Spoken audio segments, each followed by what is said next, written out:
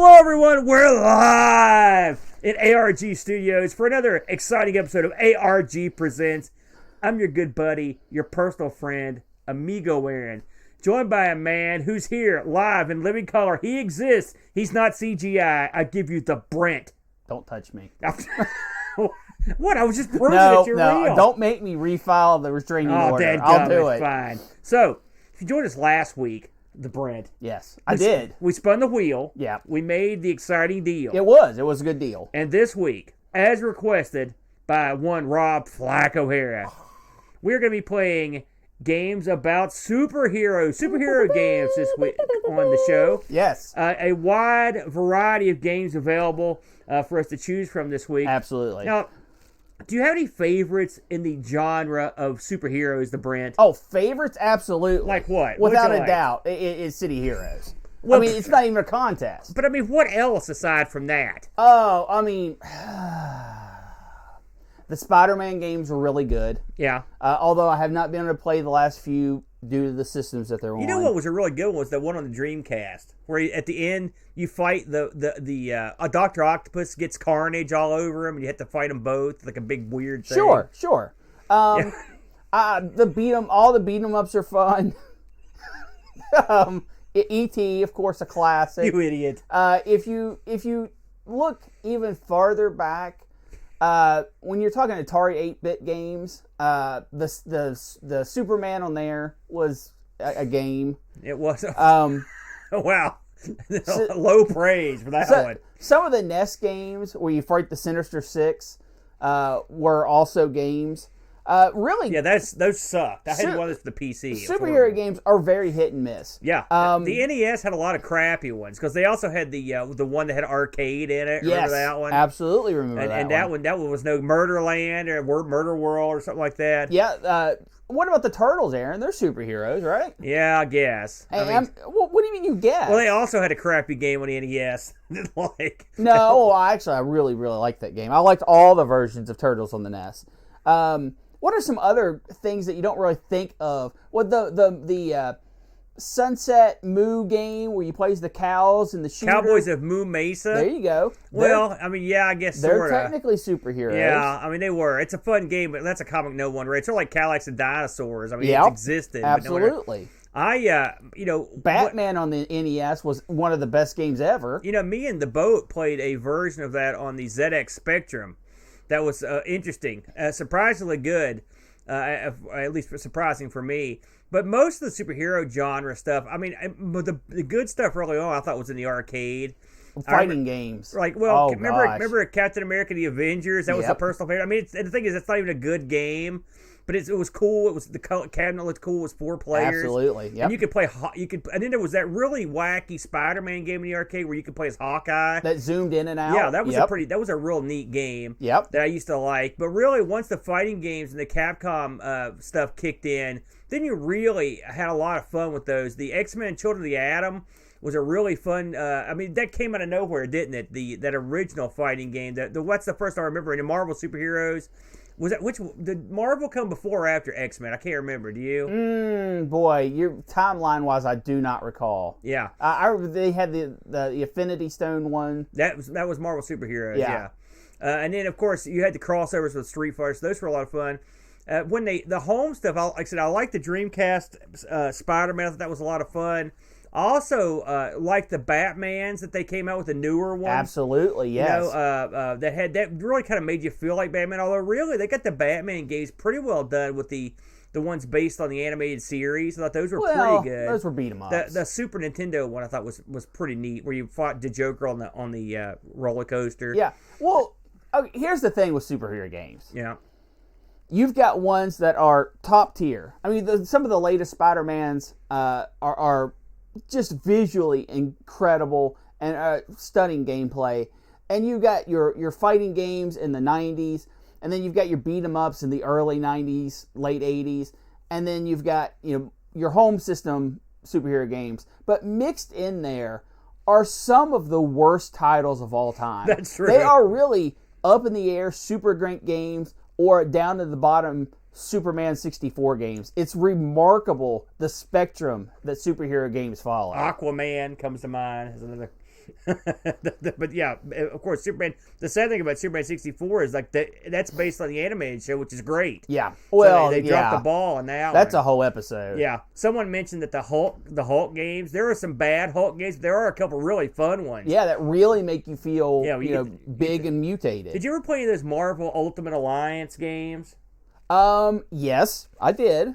Not for long. Not really my bag, but they do exist. Yeah, they were sort of like, what were they going for? Something else like a Diablo kind of thing? Well, yeah, but I mean, I didn't get into it. All that stuff was so pay to win. It was ridiculous. You think? Oh yeah. I So don't know. the online, some of the cell phone game was this were, really the other thing with superhero games, you have to, not only did they really span the spectrums of good and bad, but platformers, fighters, shooters, beat 'em ups, all of it covered, right?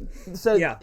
They covered, and also when you hear about a game getting canceled, I think there's like a 50% chance it's a superhero game. Yeah. Even way back in the day, they did that. Yeah. It's funny. Of course, they just grind these things out. I mean, superheroes they're an easy target for a video game. Yes. And so you just get tons, and we're going to keep getting. I mean, everything from. I mean, I think there was a Watchmen game, for God's sake. So stuff you wouldn't even think about, but they got games. I'm waiting for the superhero kart racer. Yes. Superhero RPG. I don't know, something. So we had well, that's City Heroes, man. Well, yeah, you're right, I guess. Nevertheless, we had a huge swath of games we could have chose from. Absolutely. The Brent. And I'm going to lead the dance this week with my offering here. And up first for your perusal will be BAM! Spider-Man. Yes. Now, Spider-Man was a game that was released way back on the Atari 2600. In fact, this is widely considered the second ever hero-based game. Okay. Next to with Superman leading the way. first, yeah. Now, you said you played Superman on. Have you played that on the 2600? Oh gosh, I mean, back in the day. Yeah. So, but I will say I did not like it that much, and I will say, if anything, this game's better than that. So let's talk about Spider-Man. So, Spider-Man, believe it or not, published by Parker Brothers and developed by Parker Brothers.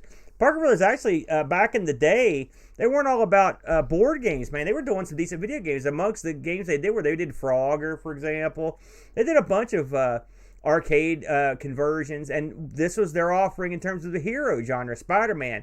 Released on the 2600 in November of 1982. I should mention, Brent, that this actually had an Odyssey 2 sort of release. Really? Believe it or not, yes. No, I did not know that. It was in the pipe work. I don't think, from what I read, I don't think it was ever formally released, not in the States anyway, because we would have had it, because that was unusual. But Parker Brothers did make stuff for the Odyssey 2, so it is interesting. I have to look and see what's on my multi-card. I don't remember playing it on there.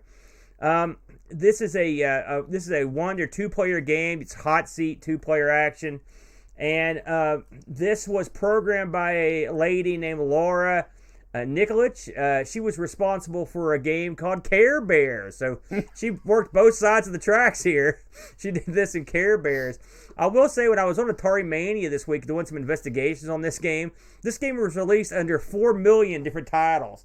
Every conceivable way you could spell Spider-Man, and plus just making up words and releasing it as that.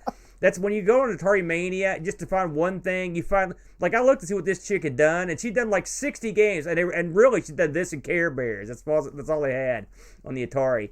So, what is Spider-Man? Well, normally, Brett, I wouldn't do this, but this is a special week. And one of the things in this game has always done is, I remember distinctly the commercial for this game. Yeah. I've quoted it for decades, but I hadn't seen it for a while. So if you will indulge me, Brent, I'm going to show in its entirety this commercial. I will allow it. Okay, here we go. This is the Spider-Man for the Atari 2600 commercial. Here we go. I'll blow this town to smithereens. Time bombs. Try to get up there in time, Spider-Man. Watch me cut my web, Goblin. Watch yourself fall, Silk Slinger. Gotta stop the bombs in time. If I don't get you, webhead, my diagnosis will. Holy Hannah! And you're running out of fluid. Is this more action than even Spider-Man could handle? Spider-Man, a video game from Parker Brothers, the ones to beat. Now, that commercial is embedded in my brain because of the line, "You're running out of fluid." I don't know why. That line always struck me as funny. And so we've used that for decades and decades. But I remember the commercial. I thought to myself, man, this is one well-done commercial. That Spider-Man looked better than the TV show Spider-Man, and the Green Goblin looked good too. So I thought they did a good job in the commercial. But the fact that he screams, "You're running out of fluid," and acts like a maniac, just struck me as odd. Well, I mean, he's helping Spider-Man out. That's true. So, believe it or not, your fluid levels are very important in this game. They're vital, in fact. So, guess what? In this Spider-Man game, you play as Spider-Man. What? I know, it's stunning. Your job is to ascend up a building and then to go into the electrical tower on top to prevent the Green Goblin, the villainous Green Goblin, from detonating a super bomb to blow up the city. Bombs are bad. Super bombs, though. Well, listen. Those will kill you. A supervillain only has super bombs. That's it. So, along the way up the building, you will be confronted by the Green Goblin's evil minions. Yeah, it's true. Okay. And so this is good and bad, as I'll explain. So your role in this as Spider-Man, I like the fact that the book for this, the instruction manual, says you get 3 Spider-Men. I like that. So I just like they're disposable guys. You get 3 Spider-Men to do the job. And your goal is to climb up this building, but you don't, for some reason in this game, you can't climb like you can in the comics. Spider-Man in the comics can stick to the wall. He just climb right up it. Goblin greased it up. That's what the dudes hanging out the window are doing. It makes sense. Oh, give me a break. What? So anyways, in this, all you can do is use your webbing to go up the building. And so what that does is it creates an interesting gameplay element where you hold down the button, and the longer you hold the button down, the further you'll shoot your web fluid until you get to the point where you've shot it as far as it can go. And then at that point, you let go of the button, and you can either swing or climb up the vine. It's vine? The web. There you go. Trust me, it reminds me a lot of like of when you swing it sideways. It's almost like Pitfall or something. It's sort of very similar. So this game actually has multiple gimmicks that make it interesting. For starters, as you go up the initial building, we mentioned there are bad guys that are in the windows. Greasing the building, yeah. Now, one thing you'll learn about your webbing is it works fine on cement or metal. It does not work on windows. All right? If you put your web in one of these windows, you plummet. Okay? Also, if you shoot your web and it intersects one of the guys, you plummet. Well, yeah, he cuts the web. Right. As you go up the building, the grid work becomes different, much smaller area to use for your webbing, and there are bombs up there. If your web comes in contact with a bomb, you plummet. Okay. Also, the fuse burns it. That's right. Also, you also plummet if you just straight up run out of fluid. You'll plummet. So there are plenty of ways that Spider-Man can plummet. Now, this game starts off with you on let's say the first floor, right? If you instantly botch your very first web, you plummet. And so many times you can instantly plummet to your death about falling about a floor. And in this game, it's not a dramatic fall. You fall, and then you just hit with a thud. There's no music. There's no pomp and circumstance. You just fall to your death. It's considered one of the most brutal deaths in 8-bit history. It is. And we'll get into the big by the death. makers of Care Bears. Yeah, there you go. So you can, however, despite the fact you can't web a window, you can't web a bad guy, what you can do is web near the guy, and as you swing up on your web, you can actually run into the guy, and when you do that, you get points. You also get a little bit of your web fluid back. So this is a way you can earn more web fluid. This becomes more important later in the game. It's also a good reason to not just web straight up, because if you want to get points, you're going to want to grab these bad guys. As you work your way past the bottom of the building into the grid work at the top, the high voltage area, as the book calls it. Danger. You're going to come across bombs because the Green Goblin's planted these bombs around. Right, the bombs start out as black and then they become red, and then they explode. If you swing through and grab a bomb before it explodes, you also get points and web fluid. If it's black, you're fine. If it's red, it's going to go any minute, so you don't have much time. When you get to the very top of the first level, The Green Goblin's there. He's on his wing, which is I always like the Green Goblin as a character. I'm not gonna lie. He's one of my favorite of the Spider-Man villains. Yeah. And he has this flying wing that looks like a demon that he rides around on. It's really cool. And it's funny because I've seen people have these in real life now, like it's something very similar to these. So I mean, I guess someone pulled it off. But he'll stay around. At the first level, he just kind of rings around the top. And if you run into him or your webbing runs into him, you fall. Okay. Now, when you start falling, what do? Well, you shoot out your webbing and you hope that you can grip something with your web. If you grab something with your web, you're fine. But if you keep missing and just hitting air, you better grab something before you hit the bottom or you die. So you can fall a good ways, and if you can't grip anything, you'll hit the ground. Now, at the very top of the building is a big, kind of like a green square, with a little square in it, and this is where the super bomb is. And your job is to go up, and you have to touch that bomb because you're disarming it. One thing that the manual says, I didn't know this, Brent, I don't ask you if you knew it, is that the Green Goblin, if you get too many of his guys or too many bombs, he'll set a timer on the main bomb that'll make it tick down quicker and explode. No, I did not know that. Yeah, it's because you're probably like me, you don't often go after the bad guys because it's so hard. Once you defeat the first level or whatever level you're on, the game starts over with a sort of a different color scheme, and the level will get longer. And what will happen eventually is that the Green Goblin will actually start coming down the building. Yeah. So like instead of just being at the very top, he'll be like halfway up the building itself, and it makes it a lot more difficult to get past him because he's actually pretty quick on this thing. He can be tough to deal with just by his sheer presence. Anyway, after that, it's pretty much rinse and repeat. It's got 3 difficulty levels, and it's got 1 to 2 players of each difficulty level.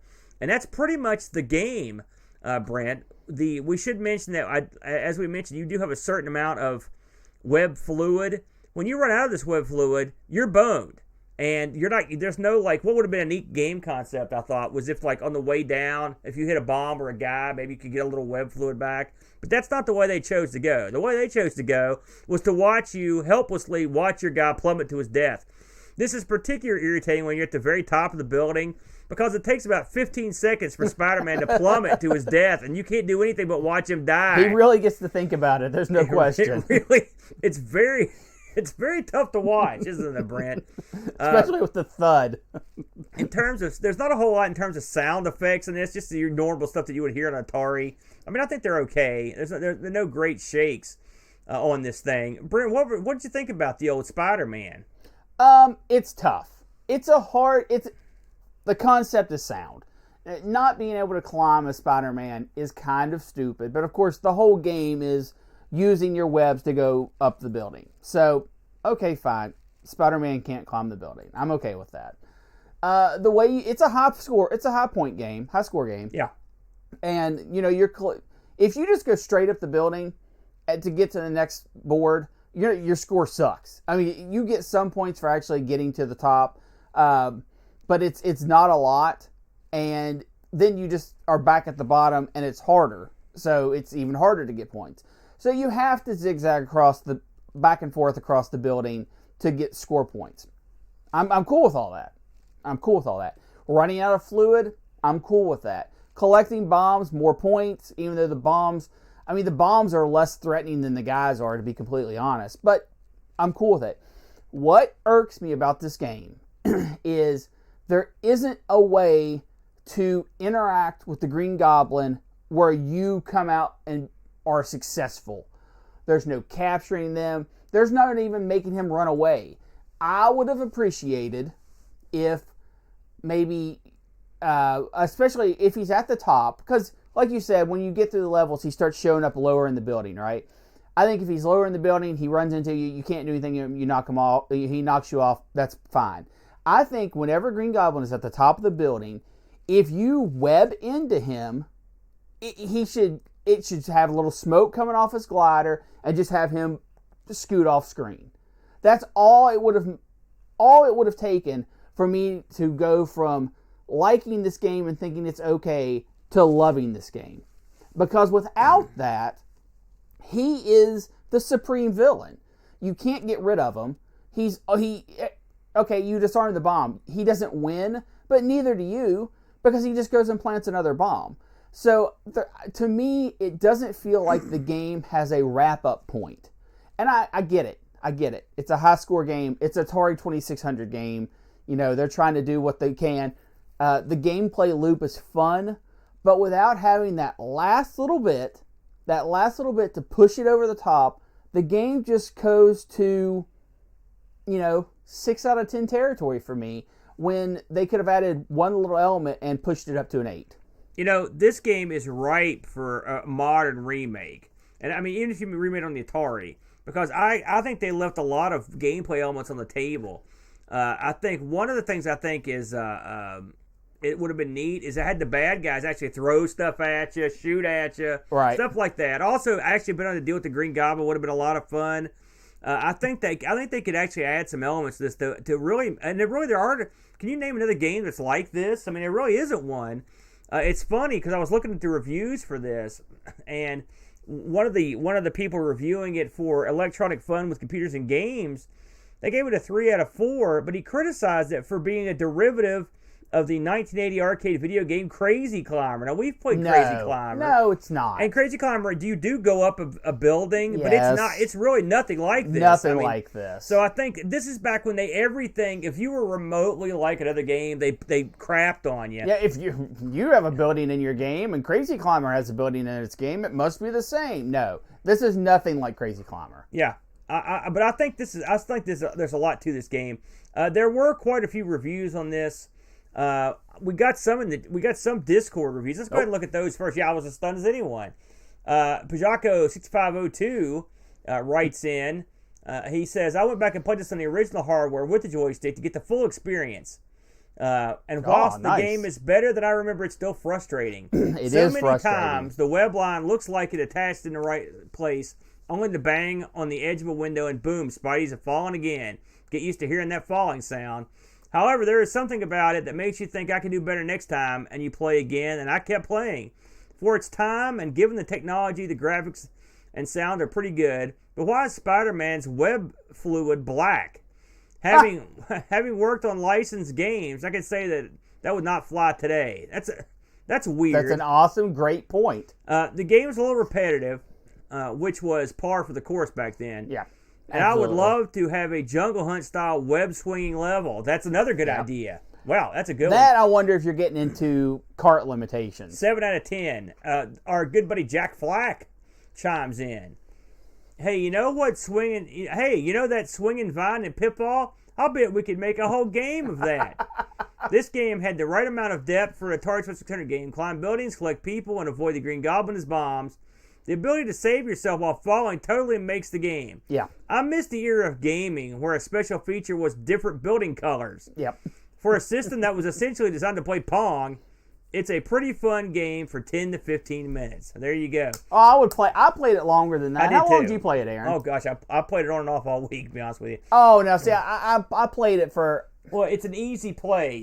80 minutes, I think. And I had my fill. I'm not going to go back to it. But I had fun while I was playing it. I looked at some of the reviews here. There weren't a lot of contemporary reviews, but there were a couple. Telematch gave this game in March 1983, gave it 2 out of 6. Sort of a burial. Oh, no. That's sort of a burial from Telematch. Unfair. Tilt in March of 83 gave this 5 out of 6. They were all over the map here. That's a little high. Yeah, I mentioned that Electronic Phones, Computers, and Games gave it 3 out of 4. And there were some more modern reviews. Video Game gave it a 6 out of 10. The All Game Guide gave it a 3 out of 5 stars. Both Defunct Games and Wood Grain Wonderland, these are more modern reviews, gave this a C+. I think that's fair. So, yeah, I think there's a lot of fun to be had with this game. I've always enjoyed it. I will say...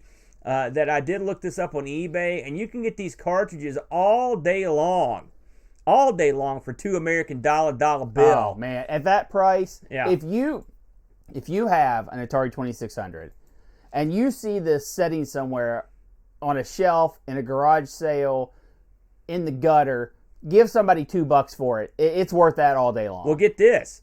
Let's say you got a sealed copy of this. All right. If you want this complete in box, no problem. $20. If you want the sealed copy, like never been touched, been graded, this sold for $1,000. Well, and you know what? $1,000. That has nothing to do with the game. That has everything to do with being Spider-Man. There you go. There you go. So that was Spider-Man from Parker Brothers. I enjoyed that one, Brent, and that's one of the first serial games I ever played. So what did you bring to the table this week? I kind of went a different route. I didn't want to go down the mainstream comic. I mean, there's tons of mainstream comic book games, right? And some of them are really good and some of them are really bad. I went off the beaten path and went with Comix Zone for the Sega Genesis.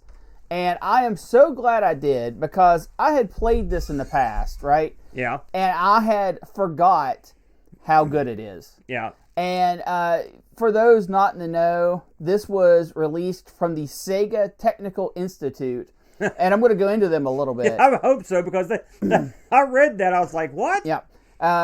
Back in 95. And this did come out on a couple of different platforms. It came to Windows 95, also at the end of 95.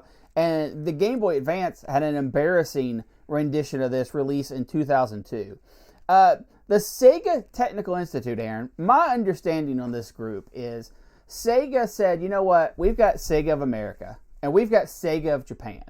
Why are we keeping these people from interacting, right? And so they took a handful of America people and a handful of Japanese people and they kind of shoved them together to start collabing. And they were given free reign. They didn't have big corporate people breathing down their shoulders all the time. You know, they didn't have that publisher pressure to make cookie cutter games. And because of that, they produced some games that really started to branch out. Sega Spinball was something that they had done. And that was actually... We covered that, didn't we? I know, maybe it was Boat and me that covered it. I think we covered that once. And well, Sega Spinball, I didn't know this until I was doing research, it was totally a stopgap to fill in because one of the mainstream Sega games wasn't going to make a Christmas release. So they said, Sonic Spinball, man, get in there. And this group of people put it together and, you know, it sold commercially really well. So these were people that their whole thing was take properties, think outside the box, bring us something new and innovative. And that is what they did with Comix Zone. And Comix Zone was actually pictured in the developer's mind way back, several years before Comix Zone became a thing. And he made a demo reel and he presented it to Sega and said, listen, I want to make this game. I think this will be great. And they said, are you crazy? No, get this crap out of here. And he was like, man, that sucks. So he went on, he did his thing.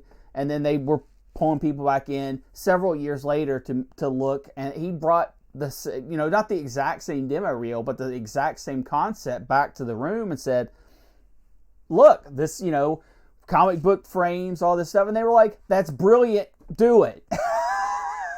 It's like, okay. Probably different people in charge, or maybe they had a better day that day. Yeah, so, you know, that's video games in a nutshell, man, right there.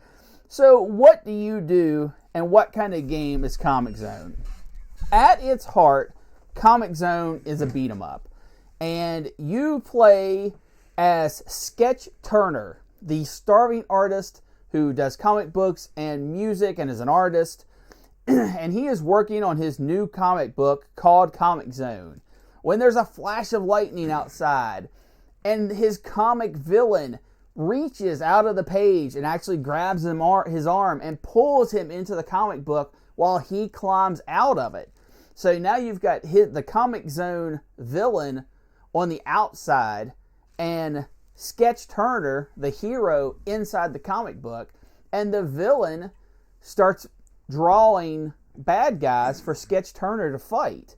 And Sketch Turner is teamed up inside his comic realm with a few extra buddies, NPCs, if you will, that either are giving him mission advice through narrative bubbles, or his rat, Roadkill, is there that helps you out. It's kind of like your sidekick along the way.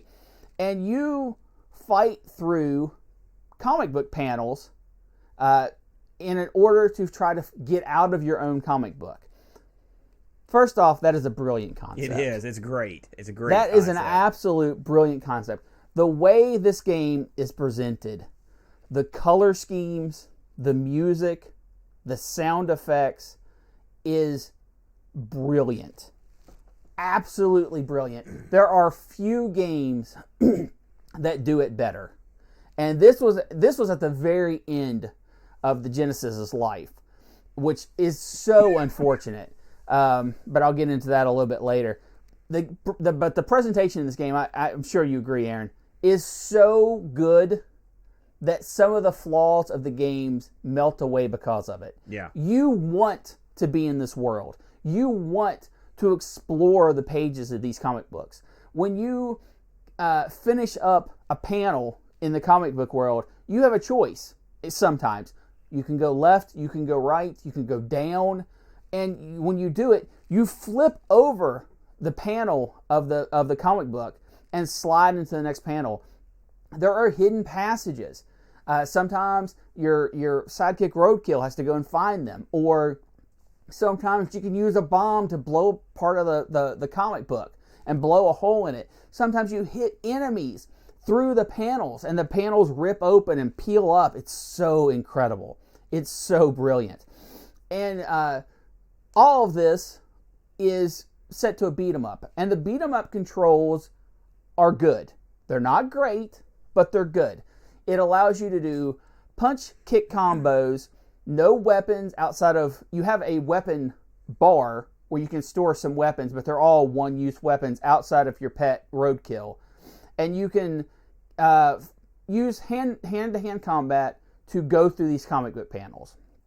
The other thing you can do, and Aaron, I don't even know if you realize this because a lot of people miss it, you can rip the back panel of the comic book and actually tear the page and make a paper airplane. And you can throw that, and that's kind of like a special attack, but it takes health to do. So you've got a real cool effect too. Oh, it's so good. Yeah. So you've got all these options, and the problems with the game, because there are problems. Number one, this is probably too hard for the main audience it was targeting. Back in '95, personally, I would think this is targeting your low to middle teens, and the game is brutal. You get one life, essentially. If you get off of stage one, you kind of have 2 lives. It's a little bit confusing, but realistically, you have 1 life. Okay, you have an energy bar that goes down when you beat up things, but it also goes down if you punch physical objects in the game. And a lot of times you'll have a locked door, and your first instinct is just to punch it a lot, and you'll lose half your health. Now, there are puzzle aspects of the game. Sometimes you can pull a switch, sometimes you can send Roadkill to pull a switch for you, or use an item to get past it, and you don't lose quite as much health. But the game overall is very difficult. I wouldn't say it's brutally difficult, but it's very difficult.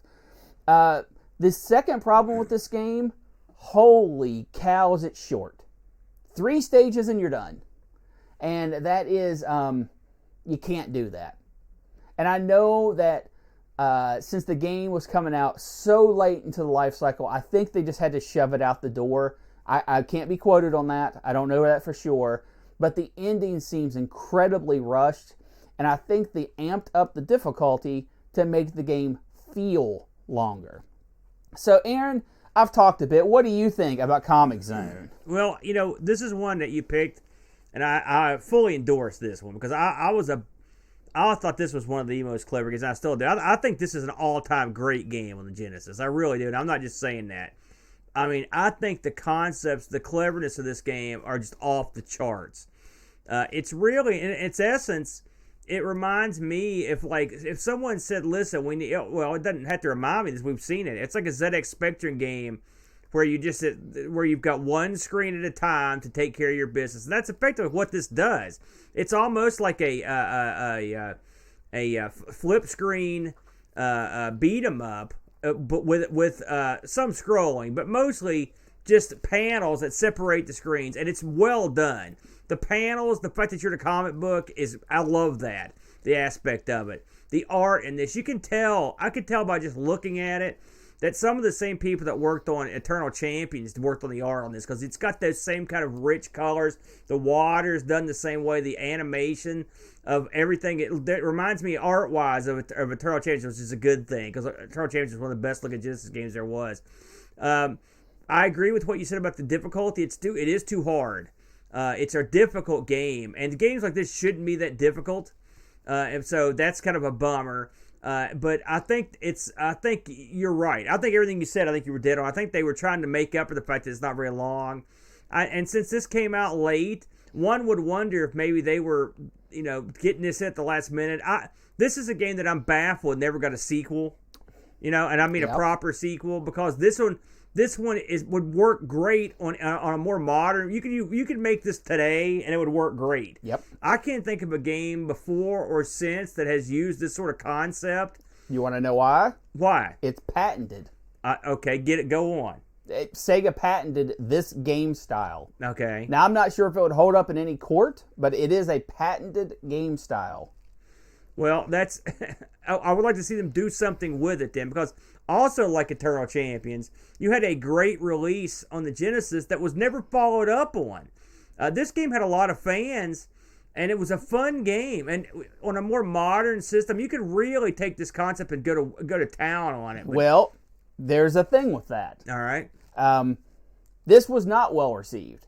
When it first came out, it was not panned by critics, but it was not praised by critics either, and the sales were not great. That stuns me. That critics could not like this game. The critics really pointed at what I said. Plus, the style of game was a beat 'em up in a time when beat 'em ups were kind of on their way out. This was late '95. Now, do I think that makes this a bad game? Oh gosh, no. No.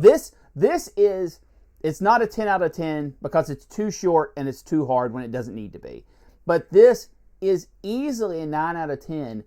And people nowadays realize what it was. Yeah. And that's why you have a lot of praise for this game. In modern times, it's like we're talking about the 1800s. In modern times, when you did not have that praise back in 95. Now, you said, why don't they do more with this? Do you realize, Aaron, that this game has been re-released about 8 different times? Either in little handheld things that you plug into your television, or as compilations. Even the Wii has a version of this that you can, back when the WiiWare shop was there, you could get it on there. Yeah, but Sega's pimped out their collection of big hits for years. Right. That's not surprising to me. But it's, why have they not made a follow-up to this game? That, I honestly have no idea. Yeah, it's a missed opportunity. But again, this is the same outfit that didn't do anything else with Eternal Champions. And I think, as much as I love Eternal Champions, it's a great game. This game has a lot more potential to be a moneymaker. Oh, yes. Because this is a game, this is the concepts behind this are a more, you can do more with them. Can you imagine if they released a game like this when Spider-Man Welcome to the Multiverse, since, they kind of did that movie in sort of a comic book panel type of way too. Yeah. They could have, it was a match absolutely made in heaven. They didn't do anything with it. The ball has been officially dropped. Yeah. It's so disheartening. Yeah, I agree. It was a great game. Also, the music for this game, off the charts. Yeah. They released, you could get a version of this game that came with a music CD. Yes. And holy cow, it is absolutely perfect. There's no reason that anyone would be mad at the music. The sound effects in this game, the voice digitizing all good in this game is amazing. And that's not the Genesis' strong suit either. No, it absolutely is not. I was surprised by that. In fact, like I said, they didn't, the colors, the action, the sound, the varied gameplay elements. Sometimes you're swinging, sometimes you're holding a pipe. There's light puzzle elements in it. Animation. Yeah. Oh my goodness, the animation is good. It's great. I like every part of it. we did, believe it or not, we got a review, a Discord review on this thing. Oh, okay. I have not seen it. Rob Flack O'Hara chimes in. I had never played this one before. The fighting system isn't terribly advanced, but the art and design alone make it worth playing. The concept of moving through comic strip panels is original and becomes part of the game design instead of simply a gimmick. The Genesis has a unique look and sound that Sega really took advantage of here. I think this would have blown my mind back in the 90s, and even today, it was pretty fun and interesting. So Flack was down with the clown on this one. That is a good review, and you are welcome, sir, for being. If you have never played this before, holy cow, what a treat! Oh, geez, take a bow, eh? No, I mean, can you imagine someone giving you this kind of quality game and saying, "Play this"? If you've never played it before, and we run into this all the time. All the time, we find these gems in, diamonds in the rough, as they say. This is not one of them. Comix Zone is very well known.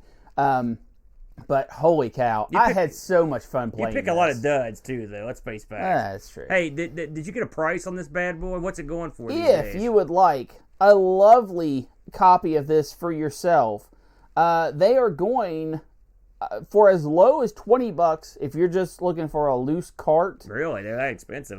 Surprised. What? That expensive? No, that cheap. $20 is pricey for a Genesis game. And if you're looking for mint in box with CD and all the lovely little extras, $200 plus. Holy smokes! I knew when it had the CD in it, it was time to go to the money bank, Brent.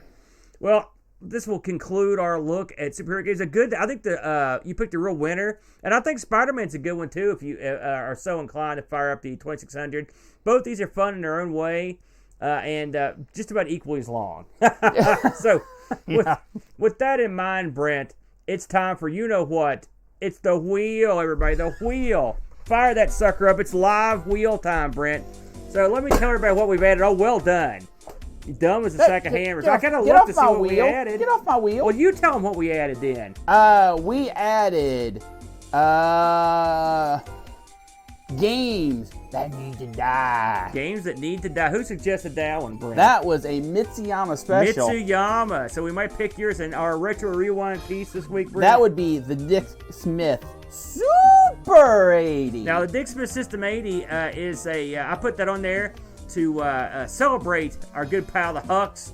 New video on the System 80. If you get a chance to go to Gary's site to check out the System 80 video he did, it's very good. And he's got a bunch of good stuff on the Dick Smith System 80. I think he's got some Dick Smith Wizard stuff on there as well. Bro. Absolutely. What are you hoping for this week? You know what? Just feeling the wheel, hearing its little clickety-clackety. Aaron, do you know what this is called? It's a gimmick. That is a flapper. Uh-huh. That is a flapper. Yeah. And that is, if you ever thought about joining us on Patreon, you can become the flapper. Oh, God. That is one of our... Your gums are flapping. Get this thing going before the song runs out. Let's go. Here we go. Man, that was a mighty spin. The flappers flip-flapping. All right, what did we get, the Brent? It looks like Guilty Pleasures. Guilty Pleasures. Who suggested that one, the Brent? Guilty Pleasures suggested by Steve Rasmussen. Steve Rasmussen. There you Yes. go. Very good, man. Very good. That'll be good. Once again, at the end of an episode, Brent mics himself. Good job. Here, put that back on. So that means next week it will be Guilty Pleasures. Do you want to set any rules up for that, Brent? Absolutely not. Guilty Pleasures is a game that, stinks, but you like playing it. What? Is that the stink? Oh yeah, it has to be something. What can it be? Something that wasn't well regarded by most people. What if I like I don't know, strawberry shortcake? That's a great food. No, I would like to have one right now. Yeah, I think you've had enough. Oh. Now, before we roll on out the door here, a few minor bits of housekeeping to Brent. It will be coming. Yeah, we need to clean this place up. Would you take off? Oh, sorry. It will be coming in just a few short weeks. The 24th of July, 8 a.m. Eastern Standard Time. It is Amigathon 2021, Brent. The stars will align, and it will, hopefully, if we can pull this thing off, it'll be a miracle. But speaking of miracles, we're raising money for the Children's Miracle Network. Oh, bam. Look at that segue. Yeah, thank you. Oh, I'm a smooth broadcast professional, dude. So you can hop on over to our webpage, amigathon.com. And feel free to go ahead and drop a bid in over there.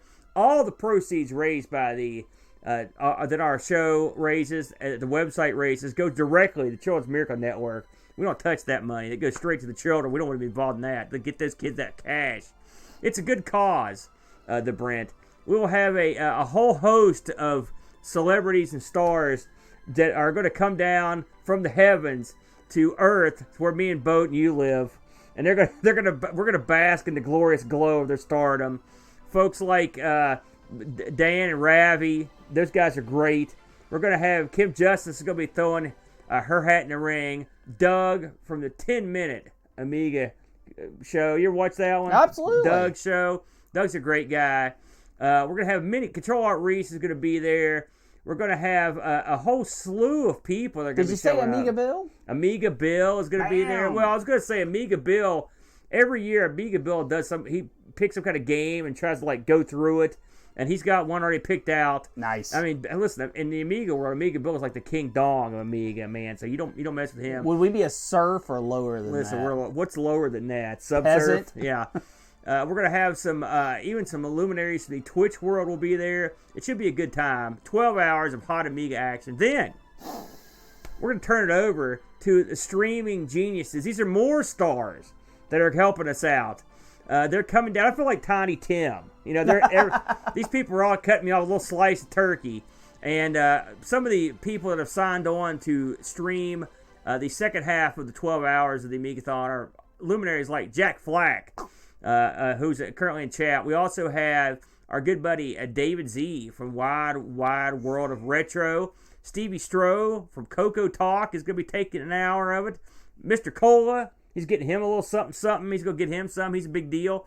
And, of course, last and certainly least, the TeamSpeak regulars have decided to cordon off an hour for their wacky events. They're going to keep it. They're going to keep it clean this time around. The TeamSpeak regulars are going to give them a shot. We still have a few slots open, by the way. If anyone would like to come in and grab an open slot, I think we've got maybe 3 hours that are unclaimed. So if you're a streamer or looking to get into streaming, go to the Discord section of our. Or go to the Amigathon section of our Discord. There's a sign-up sheet. Look at the times and get yourself signed up. We'd love to have you. Anything else we could think of before we take it to the house, my friend? I think that is it, man. Well, this has been our live, in-flesh presentation. I have to say, Brent, after working with you now for a couple hours, I cannot wait to go back to remote because the smell is killing worst. me. It is. I'll take off. On that note, you go to hell. Everyone else, have a happy and healthy week. Have a good one, everybody. Bye-bye.